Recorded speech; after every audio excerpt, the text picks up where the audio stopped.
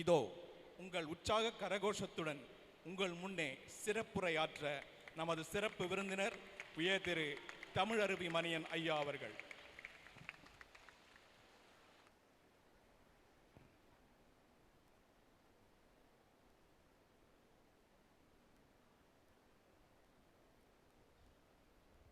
Vivekananda academy senior Vivekananda academy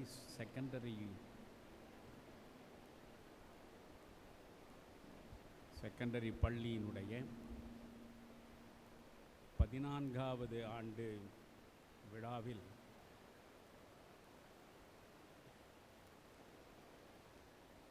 பங்கேற்கக்கூடிய ஒரு நல்ல வாய்ப்பினை நான் பெற்றமைக்காக உண்மையில் மகிழ்ச்சி அடைகிறேன். நேற்றைக்கு முன்தினம்தான் எனக்கு 75 வயது நிறைவடைந்தது. 75 வயது நிறைவடைந்த பிறகு 76வது ஆண்டில் அடியெடுத்த நிலையில் முதலாக இந்த பள்ளியில் உங்கள் முன்னாலே நின்று பேசுகின்ற ஒரு வாய்ப்பை நான் பெற்றமைக்கு இறைவனுக்கே நன்றி செலுத்துகிறேன்.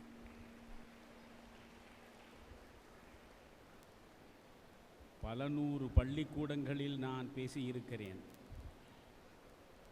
தமிழ்நாட்டில் என்னுடைய கால் படாத கல்லூரிகளே கிடையாது. ஆனால் இன்று நான் பெற்ற இனிய அனுபவத்தை என் வாழ்வில் என்றும் நான் பெற்றதே கிடையாது.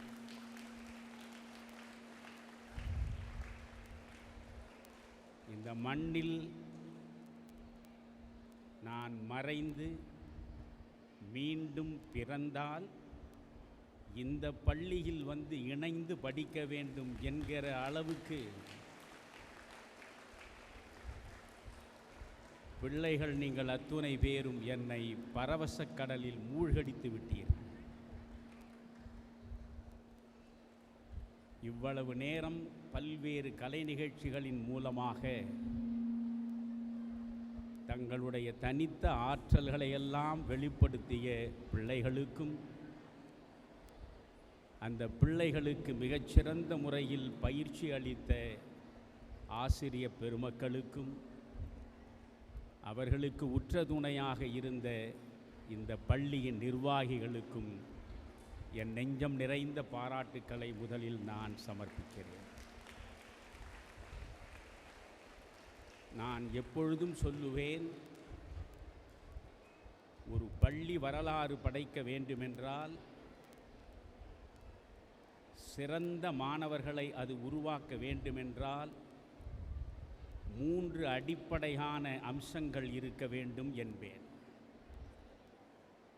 ஒன்று, நல்ல நிர்வாகம். 2வது, மிகச்சிறந்த ஆசிரியர்கள். 3வது, கற்பதற்கு ஏற்ற சூழ்நிலை. இந்த 3ம் ஒன்றாக இருக்கக்கூடிய இடமாக இதை நான் பார்க்கிறேன். உண்மையில் நான் என்னுடைய மகிழ்வை பதிவு செய்கிறேன். இந்த பல்வேறு கலை நிகழ்ச்சிகளை ஒருங்கிணைத்த பிள்ளைகள் ஆங்கிலத்திலும் தமிழிலும் மாறி மாறி அவர்கள் பேசுகிற பொழுது 2 மொழிகளுக்கும் உரிய அழகு கொஞ்சமும் கலையாமல் அவர்கள் பேசிய பேச்சை கேட்டே நான் வியந்து போனேன்.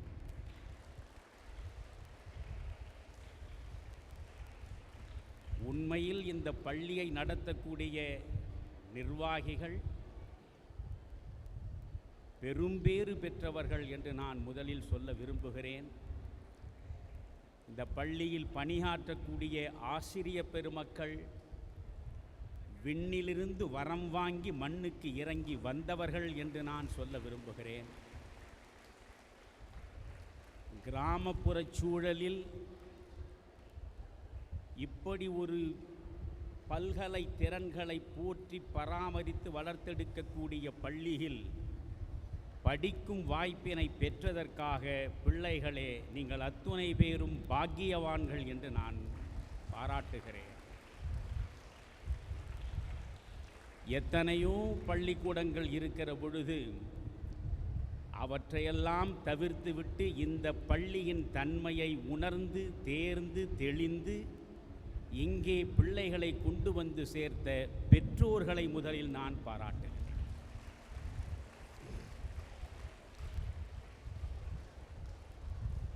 எந்த இடத்திலும் நான் ஏறக்குறைய 1 மணி நேரத்திற்கு மேல் பிள்ளைகள் நடத்திய கலை நிகழ்ச்சிகளை இதுவரை பார்த்ததில்லை. ஆனால் இந்த நிகழ்ச்சி முடிந்து விட்டதே என்ற வருத்தத்தோடு தான் நான் மேடை ஏறினேன். அவ்வளவு அற்புதமாக நீங்கள் செய்தீர்கள். இப்பொழுது உங்களிடம் நான் அதிக நேரத்தை எடுத்துக்கொள்ள மாட்டேன். நீங்கள் பள்ளியில் படிக்கிற பொழுது ஒரு வகுப்பு நேரம் 45 நிமிடங்கள் என்று வைத்து கொள்ளுங்கள். எத்தனையோ 45 நிமிடங்கள் எத்தனையோ ஆசிரிய பெருமக்கள் பாடம் நடத்துகிற பொழுது நீங்கள் கேட்டு பயனடைகிறீர்கள். இப்பொழுது உங்களுடைய ஆயுளில் ஒரு 45 நிமிடத்தை நான் கடனாக பெற்றுக்கொள்கிறேன். உங்கள் காதுகளை என்னிடம் கொஞ்சம் கடனாக கொடுங்கள். எந்த இடத்தில் நான் பேசினாலும் ஒரு ஆழ்நிலை தியான மண்டபம் போல அமைதியாக இருந்தால்தான் என்னாலே பேச முடியும். காரணம், என்னை பொறுத்தவரையில் பேச்சு என்பது ஒரு பொழுதுபோக்கு இல்லை, அது ஓர் அரிய தவம். மந்திரம் போல் வேண்டுமடா சொல் இன்பம் என்றான் பாரதி.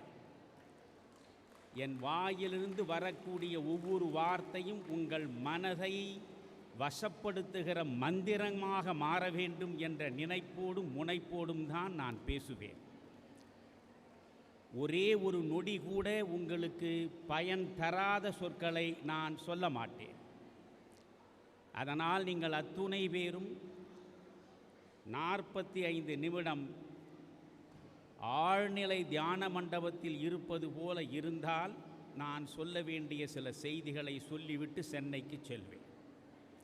முதலில் மனதில் வைத்து கொள்ளுங்கள், உங்களிடம் வந்து பேசுவதற்காக சென்னையிலே இருந்து இங்கே வந்து பிறகு இங்கிருந்து சென்னைக்கு செல்வதற்கு ஏறக்குறைய 2 இரவுகளை 2 பகல்களை நான் செலவழிக்க வேண்டி இருக்கிறது.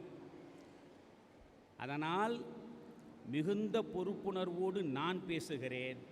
மிகுந்த விழிப்புணர்வோடு என்னை நீங்கள் பின்பற்ற வேண்டும் என்று வேண்டுகிறேன்.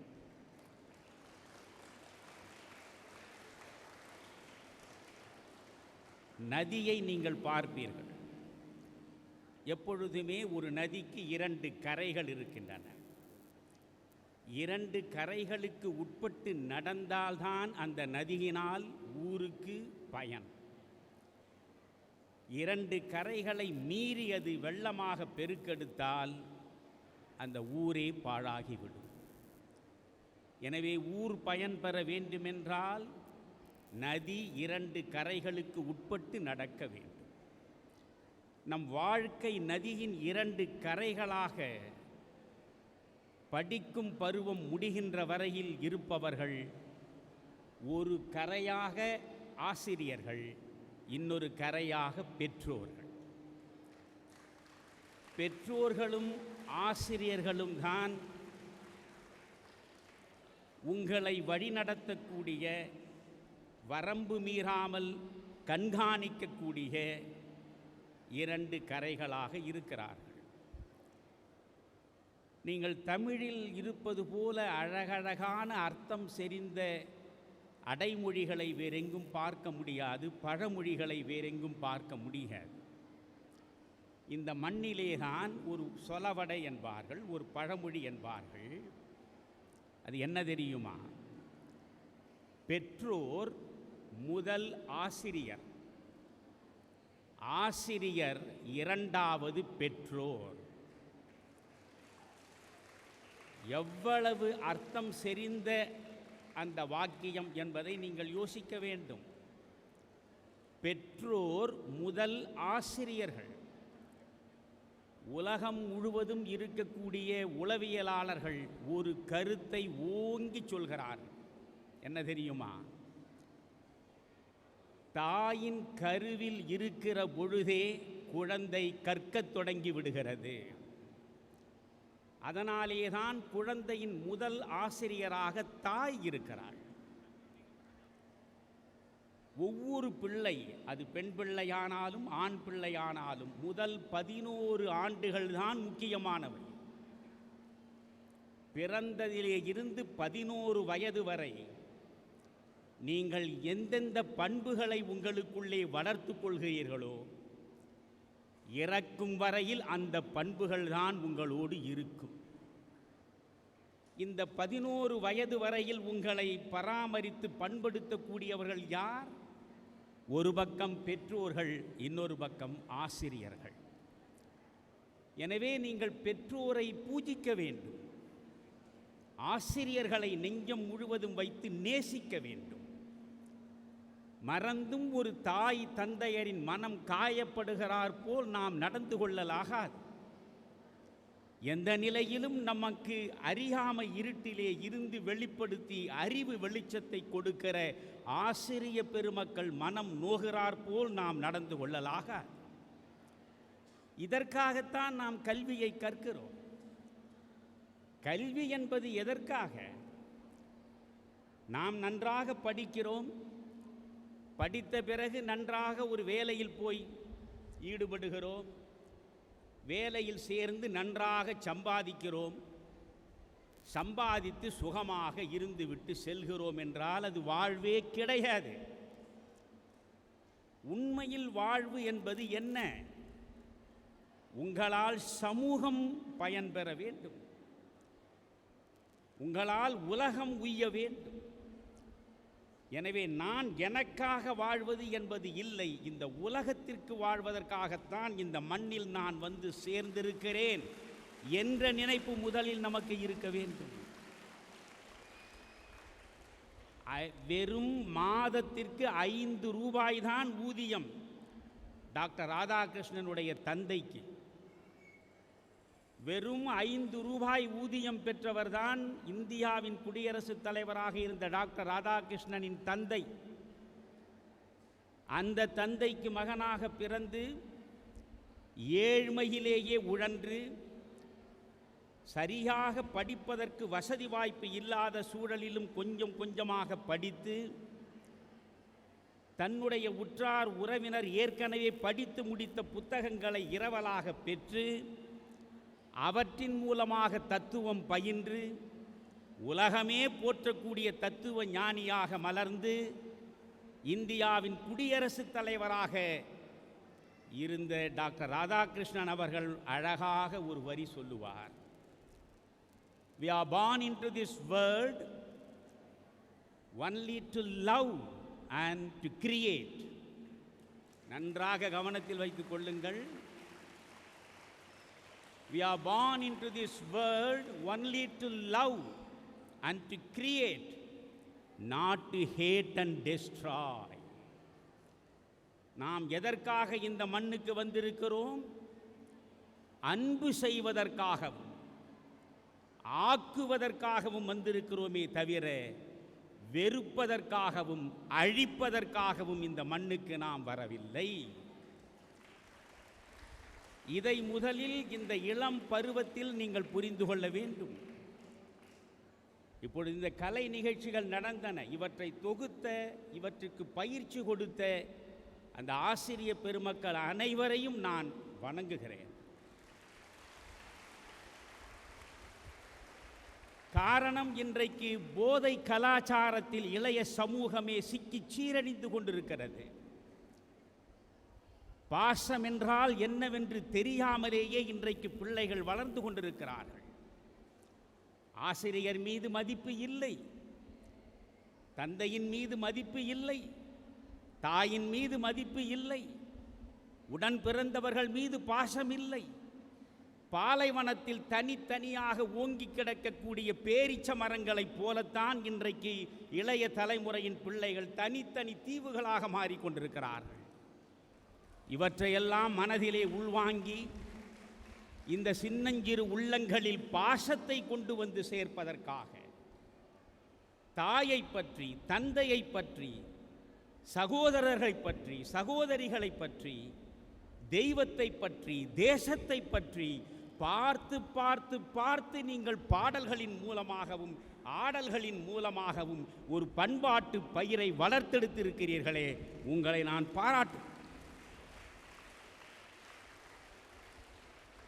நீங்கள் எந்த தலைப்பில் பேச வேண்டும் என்று என்னிடம் கேட்டார்கள்.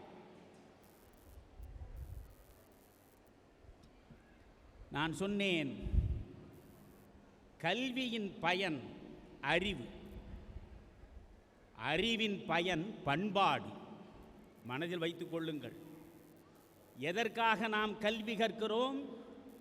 பணம் சம்பாதிப்பதற்காக அல்ல. எதற்காக நாம் கல்வி கற்கிறோம்? அறிவை பெறுவதற்காக. எதற்காக நாம் அறிவை பெறுகிறோம்? அறிவின் மூலமாக பண்பாட்டை வளர்ப்பதற்காக.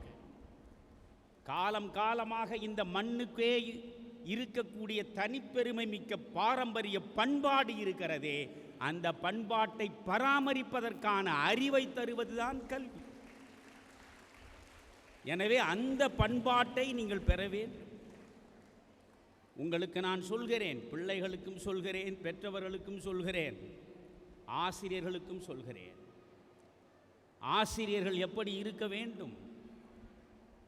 தமிழைப் போல ஒவ்வொரு வார்த்தையையும் ஆழ்ந்த அர்த்தத்தோடு தரக்கூடிய மொழி உலகத்தில் எதுவுமே இருக்க முடியாது. ஆசிரியர் கொஞ்சம் யோசித்து பார்க்க வேண்டும். ஒவ்வொரு ஆசிரியரும் ஆசு இரியர் சேர்ந்தால் ஆசிரியர்.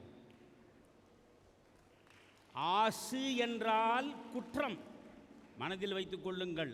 ஆசு என்றால் குற்றம், இரிதல் என்றால் களைதல். ஆசு இரியர் என்றால் குற்றம் களைந்தவர்தான் ஆசிரியர். மனதுக்குள்ளே அழுக்கு இருந்தால், மனதுக்குள்ளே பாவ சிந்தனைகள் இருந்தால், மனதுக்குள்ளே ஒழுக்கமில்லாத எண்ணங்கள் வளர்ந்தால், மனதுக்குள்ளேயே குற்றங்கள் நிரம்பி கிடந்தால் அவர் ஆசிரியராக இருப்பதற்கு தகுதியே இல்லாதவர் என்று தமிழ் பேசுகிறது. ஏன் ஆசிரியரை இரண்டாவது பெற்றோர் என்று தமிழ் சொல்கிறது? வகுப்பறையில் வந்து ஓர் ஆசிரியர் நிற்கிற பொழுது தன் கண் முன்னால் 40 பிள்ளைகள் ஆணும் பெண்ணுமாக உட்கார்ந்து கொண்டிருந்தால், அந்த பிள்ளைகளை பார்க்கிற பொழுதே ஒவ்வொரு பிள்ளையையும் தான் பெறாத பிள்ளையாக பாவிக்க வேண்டும். அதுதான் ஒரு ஆசிரியருக்கான கடமை. தன்னுடைய சொந்த பெண் பிள்ளையிடம் ஒரு தந்தை தவறாக நடக்க நினைப்பானா? ஒரு ஆசிரியர் தன்னிடம் படிக்கக்கூடிய பெண் பிள்ளைகளை தான் பெற்ற பெண்ணாக, தனக்கு பிறந்த பெண்ணாக, தன் பிள்ளையாக பாவிக்கிற பாவம் வந்துவிட்டால் எந்த விதமான தவறுக்கும் இடம் கிடையாது. எனவே ஆசிரியர் என்பவர் ஆசு இரியராக, குற்றம் களைந்தவராக இருக்க வேண்டும். அது மிக முக்கியமானது. பிள்ளைகளாகிய உங்களுக்கு நான் சொல்கிறேன், நீங்கள் நபிகளாரிடம் ஒருவர் ஒரு முறை சென்றார். முகமது நபிகளை பற்றி உங்களுக்கு தெரியும். இஸ்லாமை கடைசி இறை தூதராக பேசப்படுபவர். அந்த நபிகள் பெருமானிடம் ஒருவர் வந்து நின்றார். பெருமானே, உங்களிடம் ஒரு ஐயம், ஒரு சந்தேகம், அதற்கு உங்களிடம் நான் கொஞ்சம் விளக்கம் கேட்க விரும்புகிறேன் என்றார். கேளுங்கள் என்றார் நபிகளார். உலகத்தில் எத்தனையோ உறவுகள் இருக்கின்றன. ஆனால் உலகத்தில் உள்ள உறவுகளிலேயே அழகான உறவு, நெஞ்சுக்கு நெருக்கமான உறவு, அன்பான உறவு, உயிருக்கு உயிரான உறவு என்றால் அது எந்த உறவு என்று கேட்டார். இந்த உலகத்திலேயே எனக்கு எத்தனையோ நண்பர்கள் இருக்கிறார்கள். ஆனால் அத்தனை நண்பர்களிலும் அத்தனை தோழர்களிலும் மிக உயர்ந்த மிகச்சிறந்த ஒரு தோழர் என்றால் அது யாராக இருக்க முடியும் என்று கேட்டார். உடனே நபிகளார் சொன்னார்,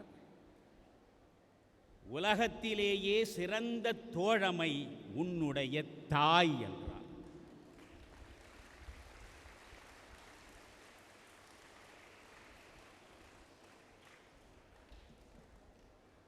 சீடர் அடுத்து கேட்கிறார், உலகத்தில் மிகச்சிறந்த அழகிய தோழமை தாய் என்றீர்கள், நன்றி நபிகளாரே. அந்த தாய்க்கு அடுத்து அழகிய தோழமை யார் என்று கேட்டார். மறுபடியும் நபிகளார் சிரித்தபடி சொன்னார், உன் தாய் என்றார். சரி, மீண்டும் கேட்கிறேன், தாய்க்கு அடுத்து யார் மிக அழகிய தோழமை என்று. மீண்டும் நபிகளார் சொன்னார், உன் தாய். 3 முறை நபிகளார் சொல்கிறார், உலகத்திலேயே உங்களுக்கான அழகிய தோழமை உங்களை பெற்றெடுத்த தாய்தான். பிறகு சீடர் கேட்டார், ஒப்புக்கொள்கிறேன் நபிகளாரே, தாய்க்கு அடுத்த தோழமை யார் என்று தயவு செய்து சொல்லுங்கள் என்றார். தாய்க்கு அடுத்துதானே உன்னை பெற்றெடுத்த தந்தை என்றார். அதனால் என் இளம் குழந்தைகளே, இங்கே இருக்கக்கூடிய அத்தனை குழந்தைகளையும் நான் பார்க்கிறேன், என் பேரன் பேத்திகளாகத்தான் நீங்கள் இருக்கிறீர்கள். அதனால் உங்களிடம் பாசத்தோடும் கனிவோடும் நான் சொல்கிறேன், குழந்தைகளே, உங்களுக்கு எந்த பிரச்சனையாக இருந்தாலும் அந்த பிரச்சனையை அடுத்தவரிடம் சொல்லாதீர்கள். அந்த பிரச்சனையை இன்னொருவரிடம் சொல்லாதீர்கள். எந்த பிரச்சனையாக இருந்தாலும், எந்த மன அழுத்தமாக இருந்தாலும் உங்கள் தாயிடம் சொல்லுங்கள், உங்கள் தந்தையிடம் சொல்லுங்கள்.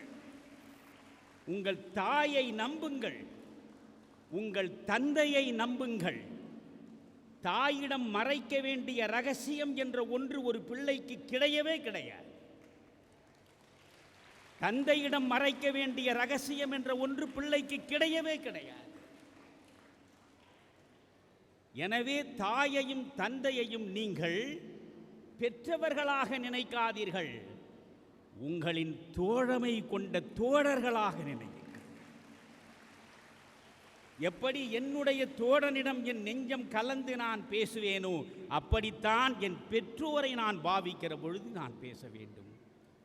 நான் 2-3 இடங்களில் உட்கார்ந்தபடி கண்ணீர் விட்டு கலங்கினேன். காரணம், என் நினைவறிந்த நாள் தொட்டு 6ஆம் வகுப்பு நான் படிக்கிற பொழுது தமிழ் பாடம் நடத்திய ஆசிரியர் திடீரென்று ஒரு கேள்வி கேட்டார். கடவுளை உங்கள் கண்ணால் கண்டிருக்கிறீர்களா? கண்டிருந்தால் சொல்லுங்கள் என்றார். கடவுளை நாம் எப்படி கண்ணால் காண முடியும்? வகுப்பில் இருந்த அத்தனை பேரும் அமைதியாக இருந்தோம். ஆசிரியர் சொன்னார், கடவுளை நீங்கள் கண்டிருக்கிறீர்கள். இன்னும் திருத்தமாக சொல்கிறேன், கடவுளை நீங்கள் அன்றாடம் கண்டு கொண்டிருக்கிறீர்கள் என்றார். அப்பொழுதும் எங்களுக்கு புரியவில்லை. அதற்கு பிறகு அவர் சொன்னார், பிள்ளைகளே, எங்கோ வானத்தில் மறைவாக கடவுள் இருக்கிறார் என்று நினைக்காதீர்கள். ஒவ்வொரு நாளும் உங்கள் கண் முன்னாலே தோற்றம் தருகிற, தரிசனம் தருகிற உங்கள் தாயும் தந்தையும் தான் உங்கள் கடவுள். தாயிற் சிறந்ததொரு கோயிலும் இல்லை, தந்தை சொல்மிக்க மந்திரம் இல்லை. இவர்கள்தான் உங்கள் கடவுள்கள். ஒரு ஆசிரியர் நினைத்தால் ஒரு பிள்ளையினுடைய மனதில் ஆழமான பாதிப்பை உருவாக்க முடியும். அந்த ஆசிரியர் எனக்குள்ளே அந்த பாதிப்பை உருவாக்கினார். அன்று முதல் நான் இன்று வரை, இன்று காலையில் வருவதற்காக நான் கண் விழித்த இந்த காலை வரை நான் சொல்கிறேன், நான் விமானத்தில் பறந்தாலும் சரி, ரயிலில் பயணித்தாலும் சரி, உலகத்தில் எந்த இடத்தில் இருந்தாலும் சரி, பொழுது புலர்ந்தது என்றால் உடனே நான் கண் திறந்து பார்க்க மாட்டேன். பொழுது புலர்ந்து விட்டது, இப்பொழுது நாம் கண் திறக்க வேண்டுமென்றால் முதலில் என்னுடைய மூடிய கண்களுக்கு முன்னாலே என் கைகளை கூப்பிக்கொள்வேன், 2 உள்ளங்கைகளையும் விரிப்பேன். 2 உள்ளங்கைகளை விரித்து மெல்ல விழி திறந்து பார்ப்பேன். என் வலக்கை உள்ளங்கையில் என் தாய் தரிசனம் தருவாள். என் இடக்கை உள்ளங்கையில் என் தந்தை தரிசனம் தருவார். ஒவ்வொரு நாளும் நான் காணுகிற முதல் தரிசனமே என் தாயும் தந்தையும் தான். பிறகு நான் இருவரையும் தரிசித்து ஒவ்வொரு நாளும் முதலில் இதழ் திறந்து நான் சொல்வது அம்மா, அப்பா. அதற்கு பிறகுதான் யாரிடமும் பேசுவேன், எதையும் பேசுவேன். நீண்ட காலம் இப்படி இருந்தேன். எனக்கு திருமணமானது. திருமணத்திற்கு பிறகும் என் மனைவி பக்கத்தில் படுத்திருந்தால் காலையில் கண் விழிக்கிற பொழுது அவளை பார்க்க மாட்டேன். நான் கண்களை மூடியபடி கைகளை திறந்து என் அம்மாவையும் அப்பாவையும் தரிசனம் செய்வேன். அம்மா என்பேன், அப்பா என்பேன். அவளுக்கு எரிச்சல் வரும்.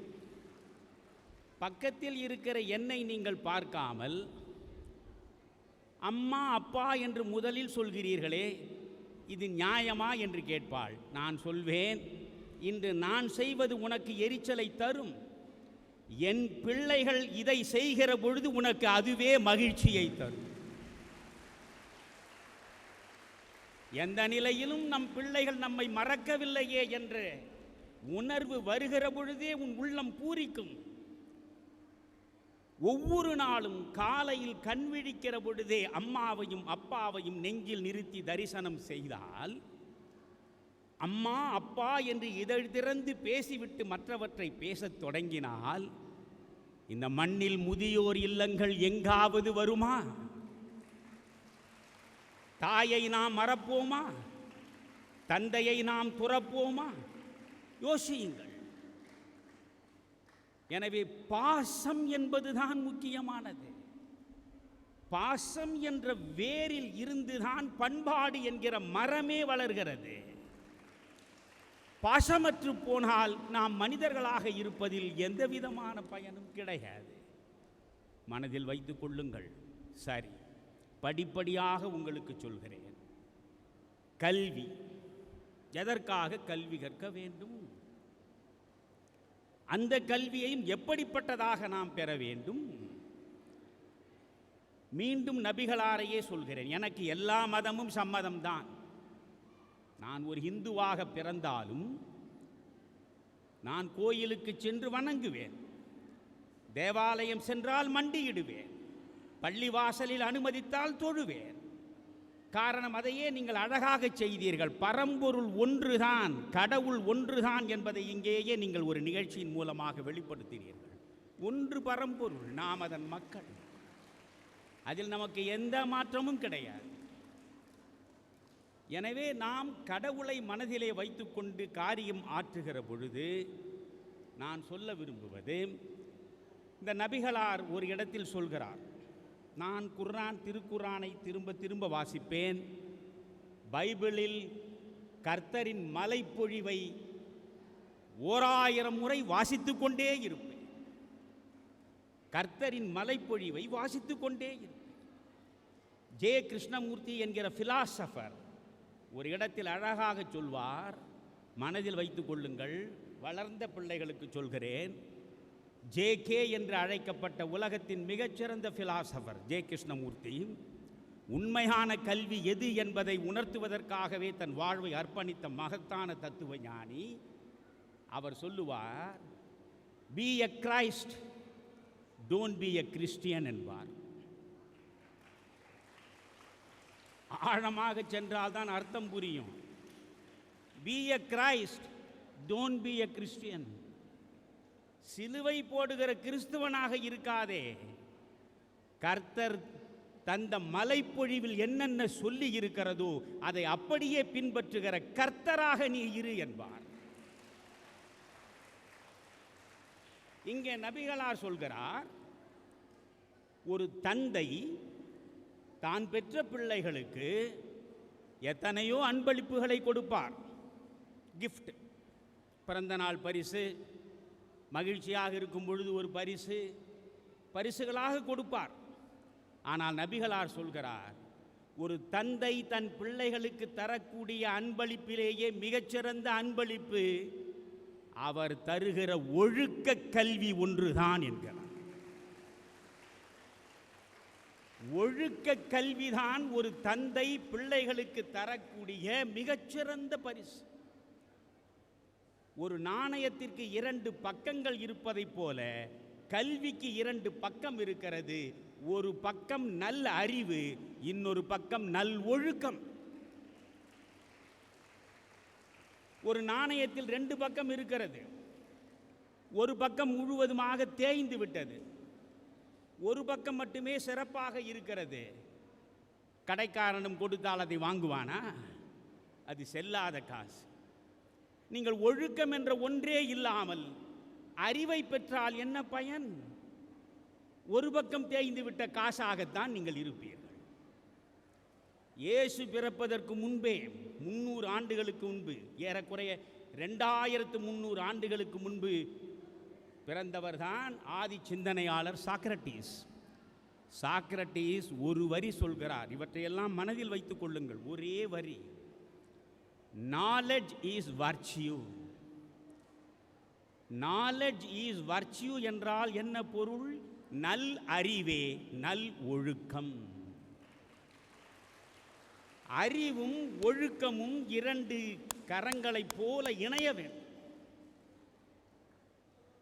கல்வி எதற்காக நாம் பெறுகிறோம்? தமிழில் வந்த முதல் நூல் எது தெரியுமா? யாராவது நீங்கள் சொல்வீர்களா?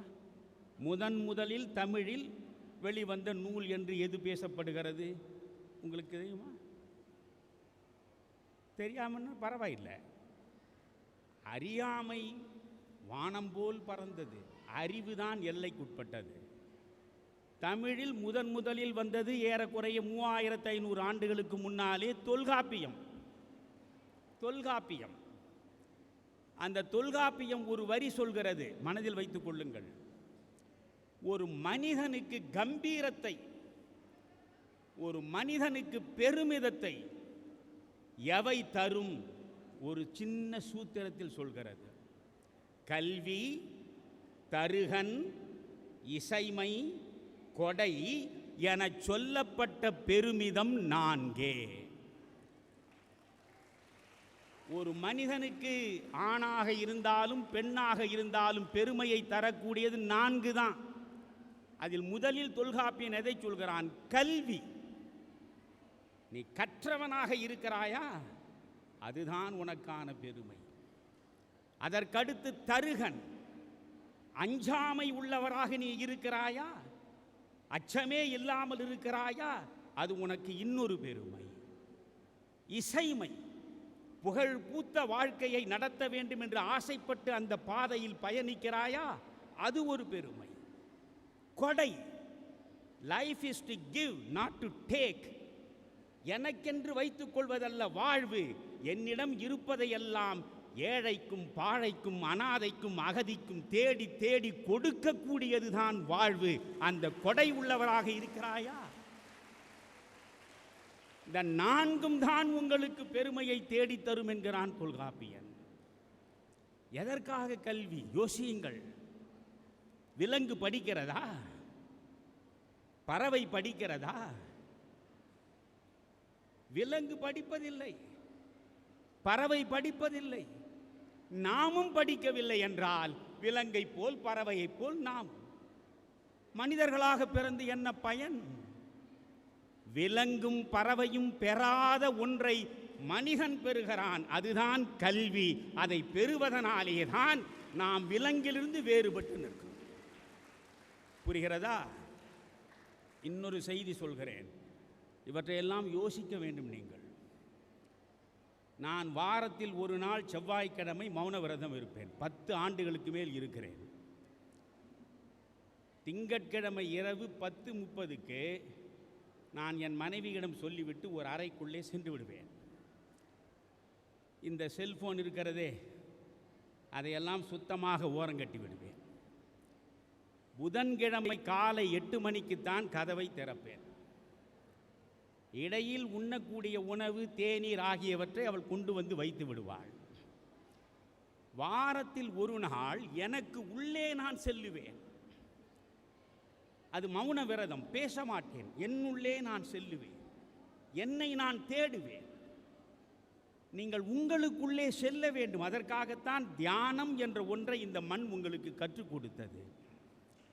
உங்களுக்குள் சென்றால்தான் எது உங்கள் பலம், எது உங்கள் பலவீனம் என்று தெரியும். புரிகிறதா?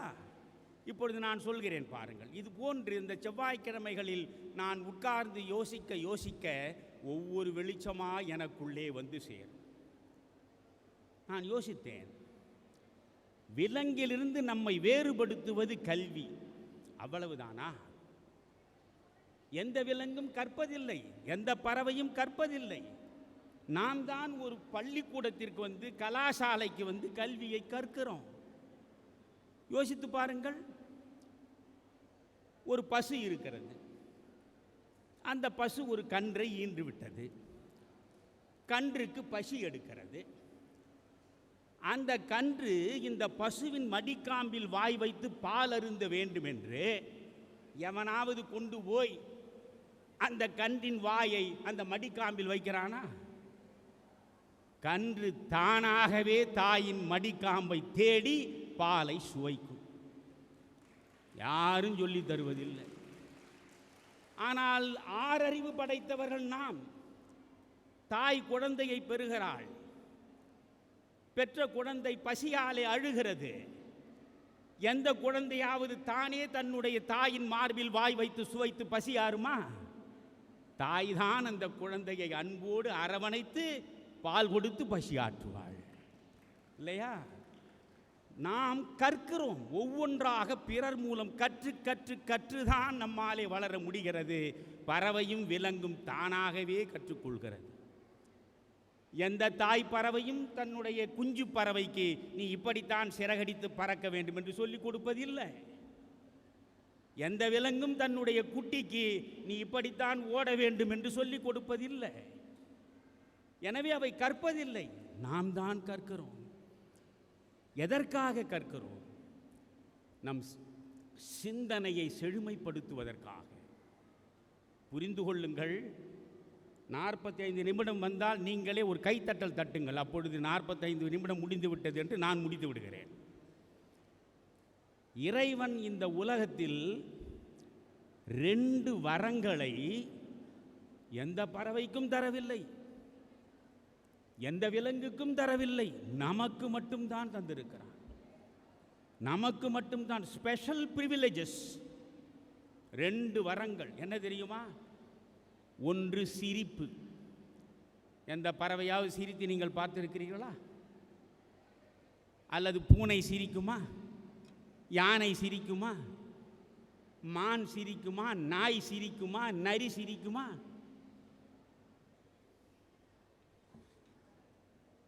எந்த பறவைக்கும் சிரிக்க தெரியாது, எந்த விலங்குக்கும் சிரிக்க தெரியாது.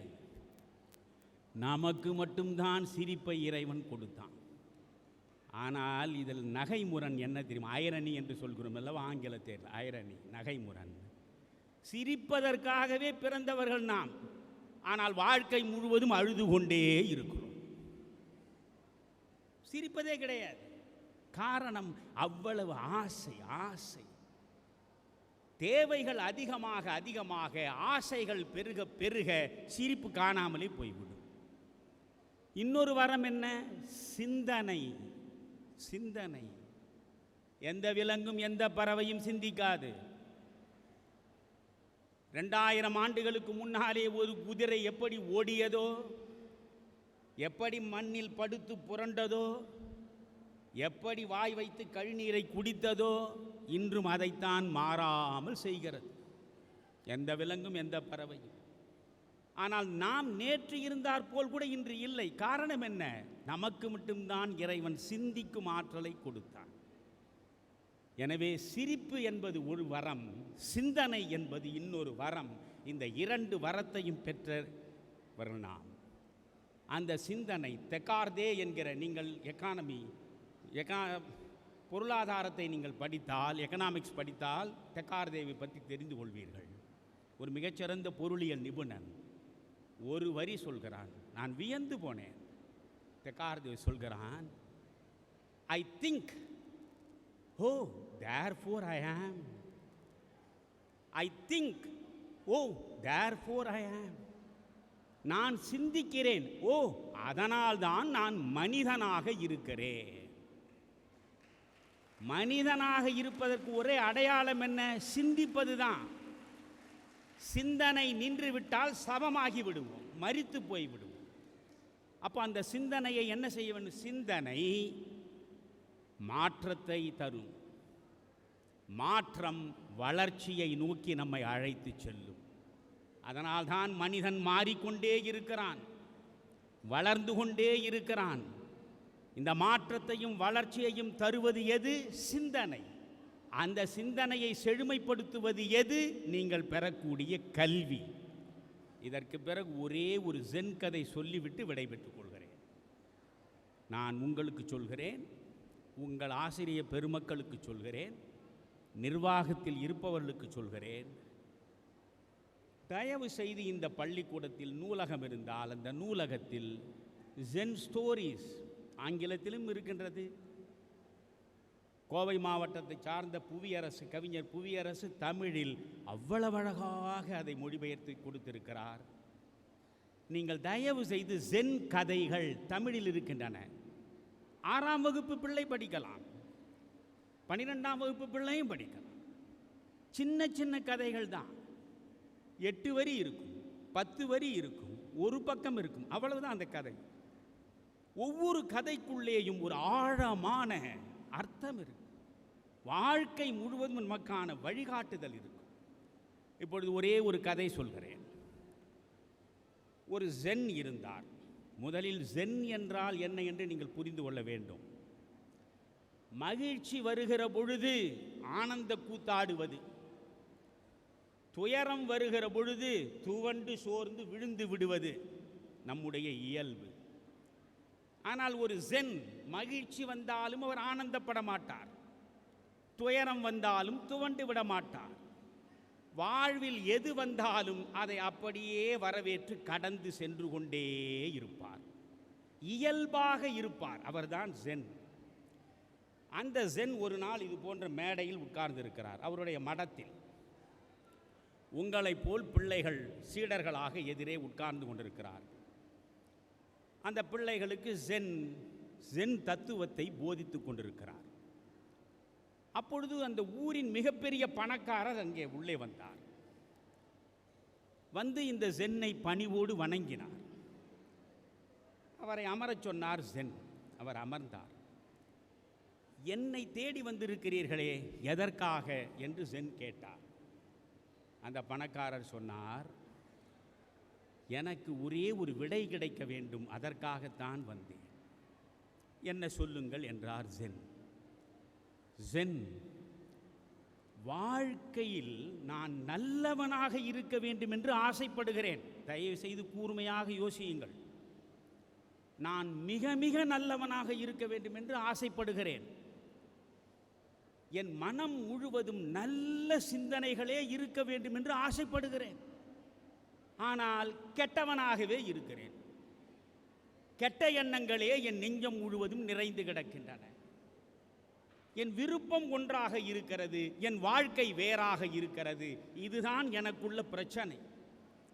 இதற்கு நீங்கள் ஒரு தீர்வை தர முடியுமா என்றார். அவ்வளவுதானே, அப்படியே உட்காருங்கள். சீடர்களில் ஒரு சீடனை அழைத்தார். தம்பி, பக்கத்து அறைக்கு சென்று ஒரு பானையை எடுத்து கொண்டு வா என்றார். அவன் உடனே சென்று ஒரு மண் பானை, அந்த பானையை எடுத்து கொண்டு வந்து வைத்தான். இப்பொழுது ஜென் அந்த பணக்காரரை பார்த்து சொல்கிறார், ஐயா, இந்த பானையை உள்ளே உற்று பாருங்கள். பானைக்குள் ஏதாவது இருந்தால் எனக்கு சொல்லுங்கள் என்றார். அந்த பணக்காரர் எட்டி பார்த்தார். இந்த பானைக்குள் ஒன்றும் இல்லை. உடனே அவர் சொன்னார், பானைக்குள் ஒன்றுமே இல்லையே என்றார். அப்படியா, சரி. பானையை கொண்டு வந்த சீடனை அழைத்தார். தம்பி, நீ பானைக்குள் பார்த்து ஏதாவது இருக்கிறதா என்று சொல் என்றார். அவன் எட்டி பார்த்தான். ஐயா, இருக்கிறது என்றான். வந்தவருக்கு ஒன்றும் புரியவில்லை.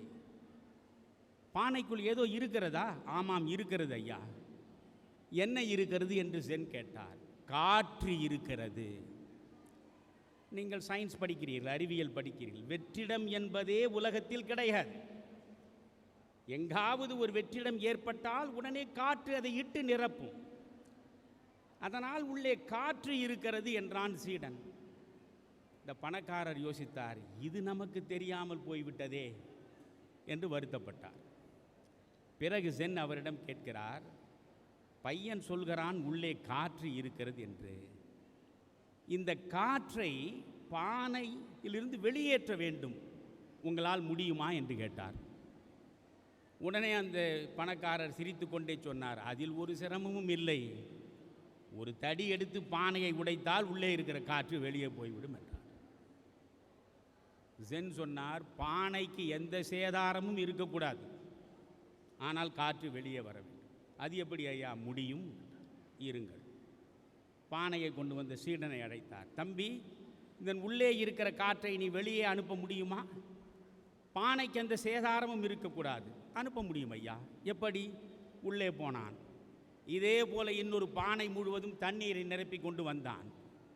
அந்த தண்ணீர் முழுவதையும் இந்த பானைக்குள்ளே ஊற்றினான். தண்ணீர் உள்ளே போய் சேர சேர சேர உள்ளே அடைத்து கொண்டிருந்த காற்று கொஞ்சம் கொஞ்சமாக வெளியேறிவிட்டது. இப்பொழுது பானை முழுவதும் தண்ணீர் ததும்புகிறது, காற்று காணாமல் போய்விட்டது. உடனே சொன்னார், மகனே, பார்த்தாயா, உள்ளே காற்று இருந்தது. தண்ணீரை ஊற்றி ஊற்றி ஊற்றி நிரப்பிய நிலையில் காற்று ஓடிவிட்டது. உனக்கு உள்ளே கெட்ட எண்ணங்கள் இருக்கின்றன. நீ என்ன செய்ய வேண்டும்? நல்லவற்றை கேட்க வேண்டும், நல்லவர்களோடு பழக வேண்டும், நல்லவர்களை பார்க்க வேண்டும், நல்ல செய்திகளை சேர்க்க வேண்டும். நல்ல எண்ணங்களை திரும்ப திரும்ப திரும்ப உன் இதயத்துக்குள்ளே கொண்டு வந்து சேர்த்து கொண்டே இருந்தால் உள்ளே இருக்கிற கெட்ட எண்ணங்கள் தானாகவே ஓடிவிடும், நீயும் நல்லவனாக மாறிவிடுவாய். இதுதான் தத்துவம். அப்படியென்றால் நம் எண்ணங்கள் தூய்மையாக இருக்க வேண்டும். நிறைவாக சொல்கிறேன், நன்றாக படியுங்கள், நல்லதை சிந்தியுங்கள், நல்லதை மட்டுமே பேசுங்கள், நல்லவர்களாக வாழுங்கள். நல்லவர்களாக நீங்கள் வாழுகிற பொழுது வானத்தில் இருக்கிற ஆண்டவன் தானாகவே இறங்கி வந்து உங்கள் இதயத்திற்குள்ளே நுழைந்து உங்களையே ஆண்டவர்களாக மாற்றி விடுவான். நன்றி, வணக்கம்.